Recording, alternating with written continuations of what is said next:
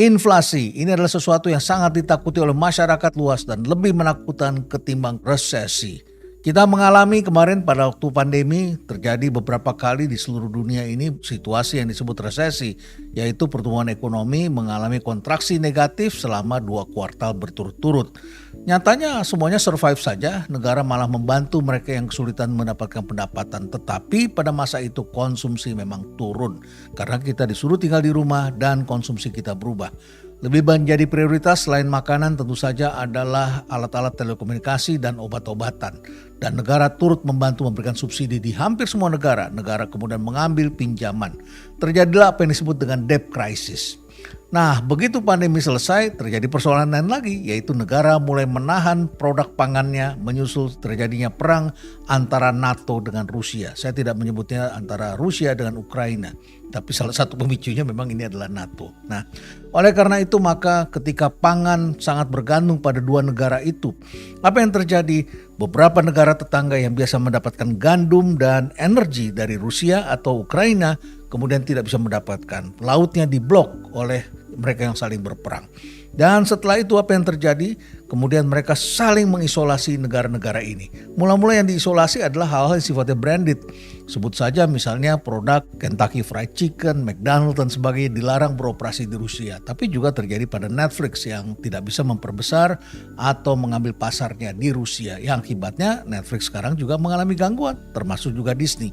Nah, tetapi efek berantainya adalah ketika negara-negara di sekitar Eropa yang biasanya bisa mengambil gandum dan energi dari dua negara ini menjadi tidak bisa dapat. Mereka harus mengambil dari tempat yang jauh. Mereka harus mengambil dari Kanada, dari Australia dan lain sebagainya. Akibatnya harganya naik. Dan akibatnya Kanada dan Australia melihat ada peluang, yaitu kebutuhannya meningkat. Dan mereka kemudian menaikkan harga. Dan juga ini terjadi pada minyak nabati yang selama ini juga dipasok oleh Ukraina. Yang terjadi sekarang minyak tidak bisa menyebar, masyarakat Eropa tidak bisa menggunakan minyak goreng, dan kemudian membutuhkan minyak sawit yang selama ini mereka musuhi, mereka mulai juga membutuhkan dari Indonesia. Dan akibatnya kita juga menjadi kerepotan karena harga minyak sawit di Indonesia juga menjadi naik. Nah, inilah semua yang memicu inflasi yang kemudian merambat luas, yang berakibat kemudian sejumlah negara juga menahan produk-produk pangannya. Sudah cukup banyak negara yang kemudian mengambil kebijakan untuk melarang ekspor produk pangan mereka.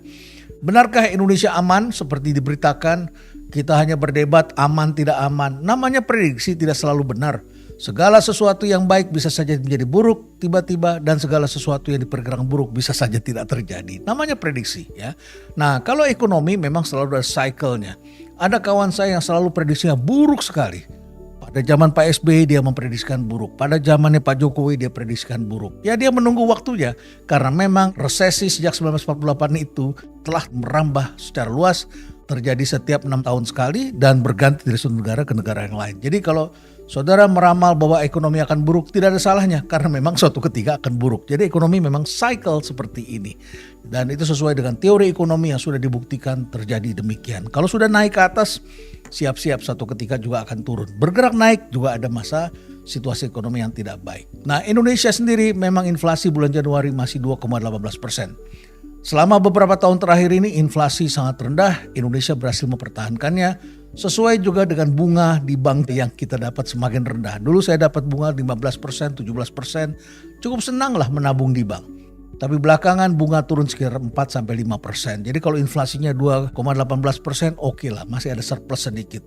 Tapi begitu inflasi menyentuh 4,35% dan kita hanya dapat bunga dari bank 4%, habis kita. Kekayaan kita tergerogoti. Kita harus mencari lahan investasi yang lain.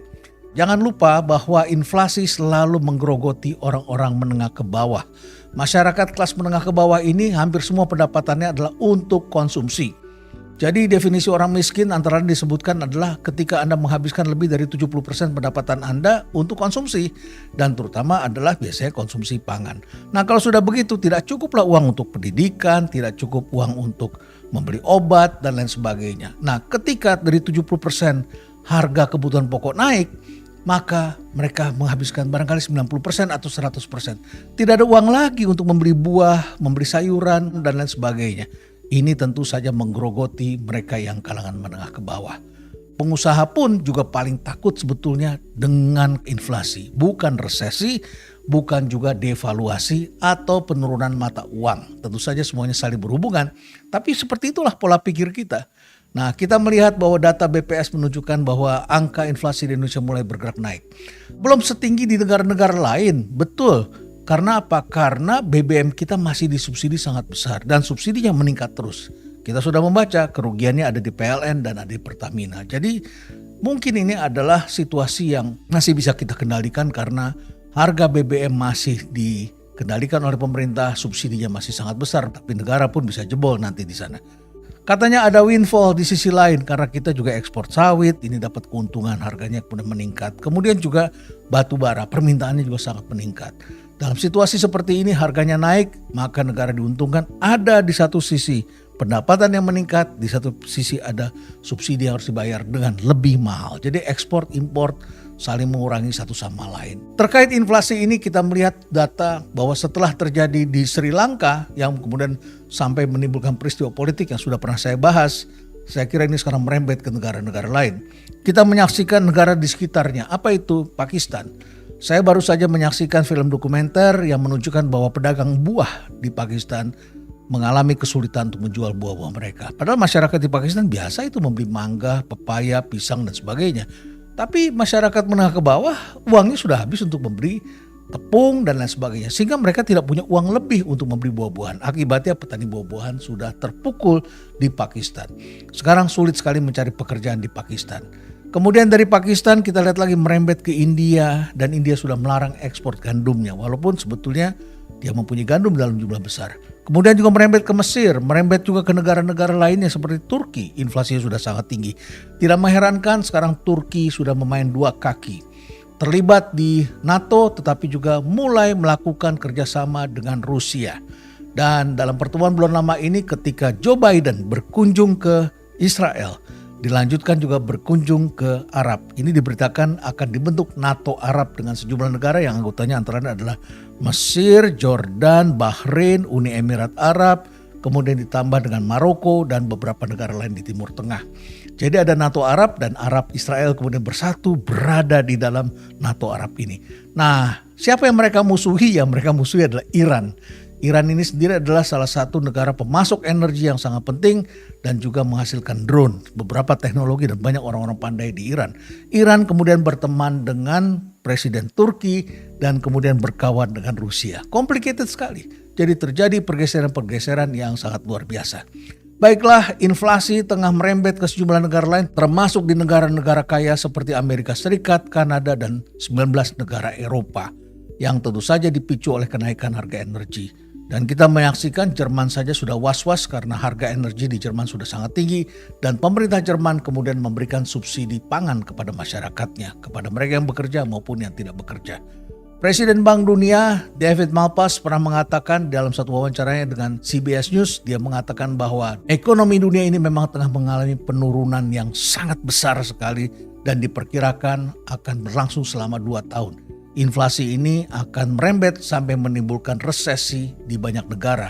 Dan kekurangan komoditas utama seperti energi, pupuk, gandum, dan pangan ini menjadi pemicunya. Sangat beralasan apa yang disampaikan oleh Presiden Bank Dunia itu karena hari ini akibat perang diperkirakan sekitar 13-20 juta orang menderita kelaparan yang dipicu oleh krisis tepung terigu dan tentu saja juga pupuk yang seharusnya bisa dipakai untuk meningkatkan produksi pangan di masing-masing negara.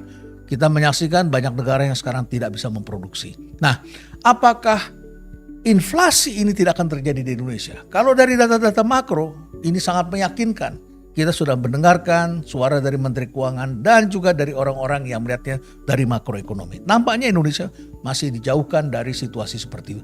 Tapi jangan lupa, dunia ini dan ekonomi Indonesia ini tidak berdiri sendiri. Bukan hanya makro yang berpengaruh pada inflasi. Juga ada aspek mikro dan kelembagaan.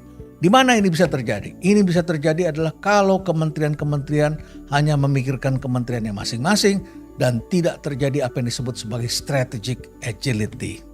Jangan lupa pada waktu tahun 1980-an, 1990-an kalau kita beli komputer is standalone.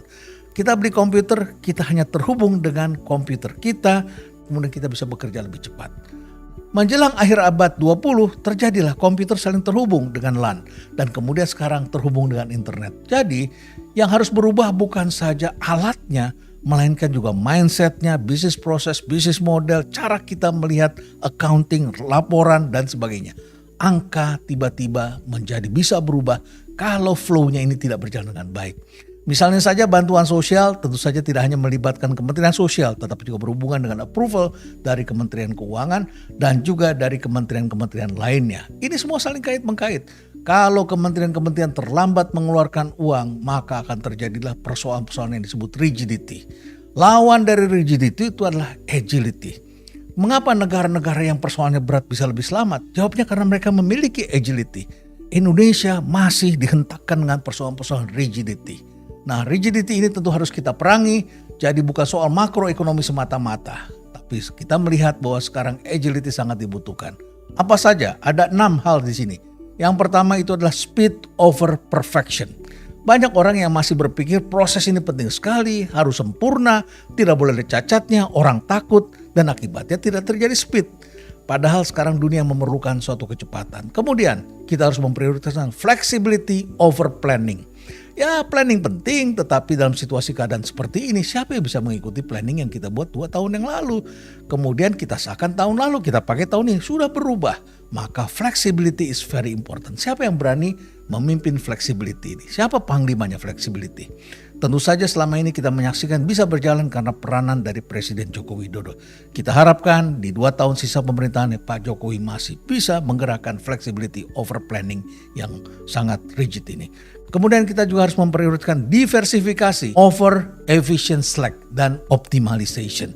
Jangan lupa penderitaan di satu area harus kita cari imbangannya di dalam area yang lain. Yang keempat, kita harus mengutamakan empowerment over hierarchy. Jangan lupa di dalam struktur pemerintahan dikuasai oleh kalangan tua yang menggunakan cara berpikir yang kita sebut sebagai old mindset, old business process, old business modeling, dan lain sebagainya. Anak-anak muda memang masih lemah, tidak memiliki disiplin yang kuat seperti seniornya kalau kritik-kritik seperti itu. Tapi mereka memiliki suatu kecepatan, mereka memiliki pengetahuan yang lebih baik dan cara-cara kerja yang lebih baik. Maka harus ada empowerment over hierarchy. Kemudian kita juga harus memprioritaskan learning over blaming. Biasanya kalau di pemerintahan ini blaming yang lebih kuat daripada learning. Jadi harus ada learning sehingga kemudian kita bisa lebih cepat lagi. Kita harus mengedepankan resource modularity dan mobility over resource lock-in. Jangan sampai uang itu terkunci di daerah-daerah, ada di BPD, dikasih bantuan ini, dana desa dan sebagainya, lock-in di bank, tidak disalurkan. Kalau uangnya tidak disalurkan, tidak digerakkan perekonomian ini, tidak dievaluasi, maka terjadilah peristiwa-peristiwa dari inflasi tinggi kemudian menjadi persoalan resesi. Dan resesi itu lebih parah lagi. One day dia akan menjadi apa yang disebut sebagai stagflasi. Sudah stagnan dan dilengkapi dengan inflasi yang sangat tinggi. Kita boleh saja prepare for the worst, tetapi juga kita harus mempersiapkan agar jangan sampai kita benar-benar masuk dalam situasi yang lebih berat. Kita harus mencari cara karena kita adalah makhluk yang berpikir. Makhluk yang berpikir ini selalu mencari cara dengan teknologi, mencari cara dengan kolaborasi, dan tentu saja kita tidak bisa membiarkan kita kembali kepada peristiwa-peristiwa di masa lalu. Pada tahun 1997 dan 98, tumbangnya Orde Baru diikuti dengan ekonomi yang kemudian mengalami kontraksi yang sangat dahsyat dan kemiskinan meningkat 2 kali lipat, inflasi meningkat 77,63%, dan pada waktu yang sama kita mengalami bencana kekeringan yang disebut dengan bencana El Nino dan menjadi peristiwa terburuk dalam kita untuk menghasilkan pangan dalam 50 tahun terakhir. Tapi bukan cuma itu, Indonesia juga pernah mengalami peristiwa inflasi yang sangat besar sehingga melebihi 600% pada tahun 1963-65 karena kita tidak mau bekerja sama dengan Amerika pada saat itu. Dan kemudian terjadi upaya-upaya untuk menekan inflasi yang angkanya sudah sangat berat. Kita melihat banyak sekali peristiwa-peristiwa di masa lalu, kita sudah pernah belajar ekonomi Indonesia sangat handal. Saya percaya teman-teman di Kementerian Perekonomian, Kementerian Keuangan, dan juga tentu saja di otoritas-otoritas yang menyangkut keuangan bisa lebih mengatasi situasi yang tentu saja sudah pernah kita kenal seperti ini. Tapi tolong jangan hanya melihat aspek-aspek makroekonomi saja. Ada yang bertanya mengapa kita harus peduli terhadap masalah inflasi ini. Tentu saja inflasi ini bisa merubah arah politik. One day bisa saja bangsa kita memilih pemimpin-pemimpin yang tentu saja bisa melahirkan sifat-sifat yang lebih diktator. Yang kedua adalah policy bisa mengalami perubahan. Kita melihat banyak negara yang telah mengambil langkah untuk menahan atau tidak menjual produk-produk andalan utama mereka, terutama adalah pangan dan energi. Prioritas berubah dan kemudian larangan untuk ekspor bisa terjadi. Yang ketiga, yang namanya inflasi ini bisa menimbulkan kemiskinan dan juga kriminalitas yang meningkat dan hidup kita menjadi tidak aman.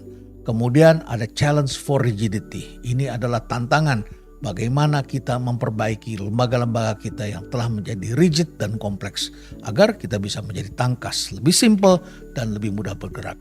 Dan tentu saja konfigurasi politik dunia atau geopolitik akan mengalami perubahan yang sangat dahsyat yang tadi sudah saya sebutkan, munculnya NATO Arab dan kemudian pembukaan aset penduduk Cina di Amerika Serikat, munculnya kelembagaan Indo-Pasifik dan lain sebagainya. Demikian, saya kira ini adalah hal-hal penting yang perlu kita pikirkan, kita atasi. Saya tahu bahwa inflasi sangat menakutkan, tetapi kita adalah makhluk yang berpikir dan kita perlu mempersiapkan jauh-jauh hari. Dan kalau Anda bertanya apa yang saya gunakan setiap hari, kalau saya mengalami keletihan dan hal-hal yang tidak menyenangkan atau gangguan kesehatan, maka saya menggunakan tolak angin. Tolak angin adalah herbal untuk mengatasi masuk angin dan gejalanya yang sudah ada sejak tahun 1930. Bahkan ia sudah terbukti secara ilmiah mampu meningkatkan sel T sebagai indikator meningkatnya daya tahan tubuh dan sudah lulus uji toksisitas, jadi tidak ada efek samping buat ginjal, liver, dan organ-organ tubuh lainnya. Nah, produk tolak angin dan variannya sendiri bisa dibeli secara online di sidomunculstore.com atau marketplace kesayangan Anda lainnya. Kalau masuk angin, orang pintar minum tolak angin. Stay relevant.